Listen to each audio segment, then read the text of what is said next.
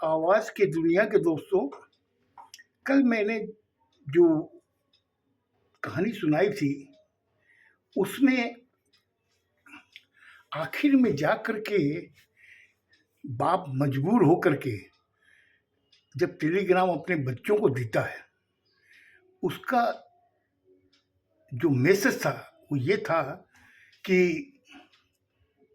तुम लोग जल्दी चले आओ, मैं तुम्हारी माँ को डाइवोर्स दे रहा हूँ। और ये चीज़ वो अपने प्रत्येक बच्चे को ऐसा ही टेलीग्राम देता है और अपनी बेटी को भी देता है।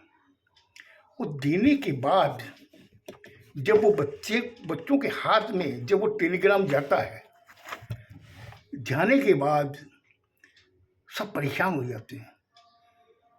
आखिर इस उम्र के अंदर पापा मम्मी को क्यों डाइवोर्स दे रहे हैं? सबके दिमाग में एक यही प्रश्न आता है कि आखिर इस उम्र के अंदर पापा मम्मी को डाइवोर्स क्यों दे रहे हैं?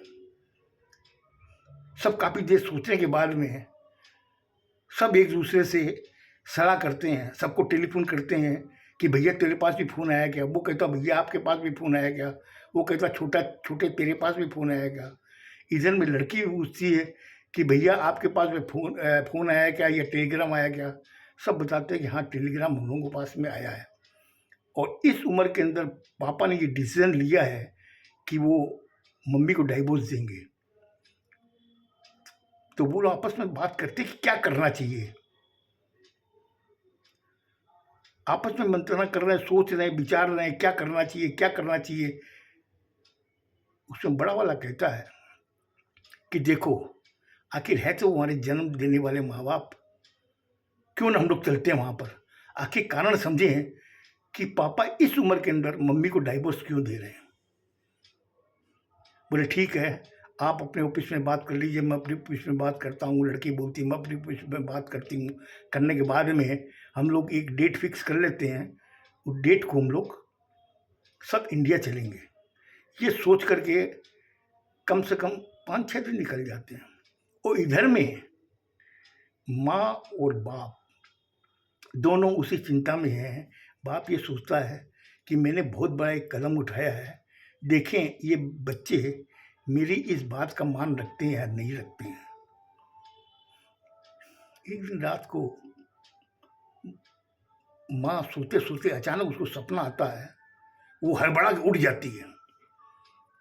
उठने के बाद के अंदर वो कहती है अरे ये कहाँ गया, ये कहाँ आया, अरे आया नहीं अभी तक, मैं बहुत परेशान हो रही हूँ। मेरी बेटी भी नहीं आई, मेरे तीनों बच्चे भी नहीं आए, मेरे पोते नहीं आए।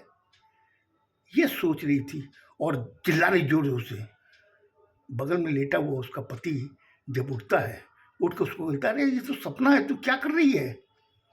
बोले नहीं नहीं नहीं, मैं बहुत ज़्यादा परेशान हूँ। मुझे लगता है मेरे बच्चे परेशान हैं, मेरी बेटी परेशान है, मेरे पोते परेशान हैं। आप एक काम करो, उनको जैसे भी हो बुलाओ, नहीं तो हम लोग चलेंगे। वो कहता तू चिंता क्यों कर रही है? मैंने तुम्हें कहा ना कि इस दिवाली पे। बोले दिवाली के तो 10 दिन रह गए, आप क्या बोल रहे हो? बोले मैंने तुम्हें वचन दिया है, इस दिवाली पे तेरे तीनों बेटे आएंगे, बेटी आएगी, पोते आएंगे। और ये दिवाली हम लोग इस घर में सबके साथ में पूरा परिवार रहेगा, हम लोग खूब खुशी खुशी मनाएंगे। मगर उसकी आंख से आंसू नहीं रुकते हैं। जब आंसू नहीं रुकते हैं तो उसके जहन में एक रफ़ी साहब का वो गाना याद आता है जो 1965 के अंदर एक फिल्म आई थी बेटी बेटे। उसमें रफ़ी साहब ने वो गाना गाया था। वो गाना था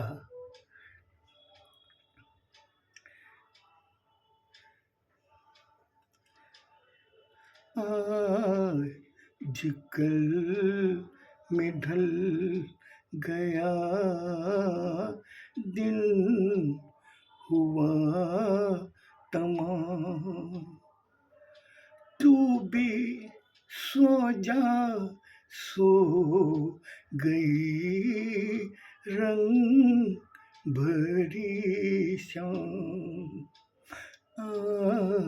आजकल में ढल गया दिन हुआ तमाम, तू भी सो जा, सो गई रंग भरी शाम। वो अपनी पत्नी के माथे पे हाथ से सहलाते हुए उसको सुनाने की चेष्टा कर रहा है।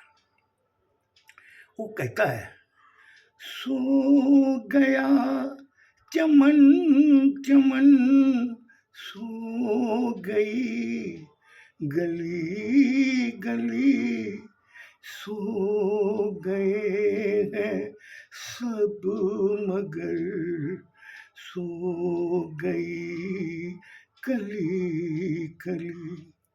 सो गया चमन चमन, सो गई गली गली, सो गए हैं सब मगर, सो गई कली कली। नींद के रही है चल थाम मेरा, तू भी सो जा, सो गई रंग भरी शाम। आज कल में ढल गया दिन, हुआ तमाम। बाप की अचानक नज़र पत्नी पे पड़ती है, देखती है कि वो सो गई है। उसे एक सुकून मिलता है, चलो कम से कम सो तो गई। सुनाने के बाद में वो भी सो जाता है। सुबह वो उठता है जल्दी, उठने के बाद में चाय वगैरह बनाता है, बना के एक कप अपनी पत्नी को देता है, उठा करके एक कप में खुद पीता है। आपस में बातें करते हैं। बोले कि तुम रात को कुछ ज़्यादा व्याकुल हो गई थी। बोले नहीं नहीं, मुझे लगता है मेरे बच्चे काफ़ी परेशान हैं। बोले तू चिंता मत कर, मैंने जब तुम्हें कहा है कि इस दिवाली पे तेरा पूरा परिवार इकट्ठा होगा और हम लोग खुशी खुशी इस घर के अंदर दिवाली मनाएंगे।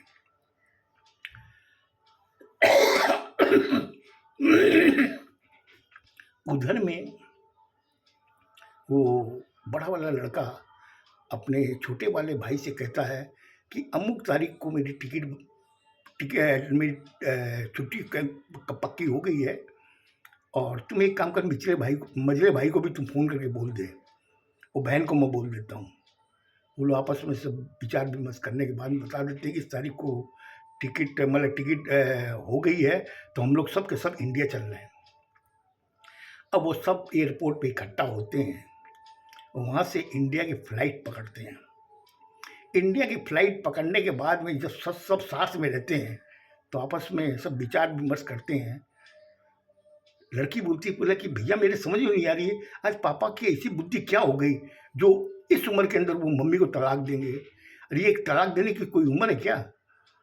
एकदम बड़ा भाई बोलता है, ये चीज़ तो मेरे भी जहन में एक सवाल पैदा कर रही है कि आखिर ऐसी क्या बात हो गई जो पापा मम्मी को तलाक दे रहे हैं। मजरा कहता है, शायद मुझे लगता है ये बुढ़ापे के अंदर इनका कोई सुरूर है जो इस तरीके की ये लोग टेलीग्राम भेजे हैं। छोटा वाला कहता है, नहीं कुछ ना कुछ तो बात ऐसी है जिसकी वजह से पापा ने ये टेलीग्राम भेजा है। क्यों इतने सालों से उन्होंने कभी कुछ नहीं कहा, आज हम लोग के लिए उन्होंने सब कुछ किया है। हम लोग अब्रोड भेजा, हम लोगों ने अपनी मर्जी से शादी की, तब भी पापा ने ऑब्जेक्शन नहीं किया। और इधर में बेटी ने भी शादी कर ली, तभी उन्होंने कुछ नहीं कहा। हम लोग के बच्चे हुए, हम लोग ले जा के कभी भी दादा और दादी को दिखाई भी नहीं, तब भी वो कभी नाराज़ नहीं हुई। लेकिन ये कोई ख़ास बात है जिसकी वजह से आज पापा ने एक टेलीग्राम भेजा है कि मैं मम्मी को डाइवोर्स दे रहा हूँ। हमें वहाँ जाके पता लगाना पड़ेगा। बोले हम तो प्लेन में बैठ गए हैं, हम लोग तो जाएंगे ही, चिंता क्यों करते हो? वहाँ पहुँचने के बाद में समझ में आएगा क्या बात है। अगर इसी कोई बात है तो हम लोग तीनों मिल कर के, और बहन वो भी मिल के हम लोग आपस में बात करेंगे, पापा को समझाएंगे, मम्मी को भी समझाएंगे। क्योंकि इन दी मीन टाइम अपने पास में न तो पापा का फ़ोन आया न मम्मी का फ़ोन आया, तो इसका मतलब मामला तो बड़ा सीरियस है। ये सब सोचने के बाद के अंदर वो लोग इंडिया एयरपोर्ट पे उतरते हैं।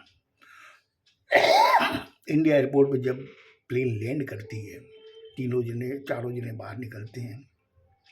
निकलने के बाद के अंदर सब वहाँ से प्राइवेट गाड़ियाँ ले करके अपने गांव पहुँचते हैं।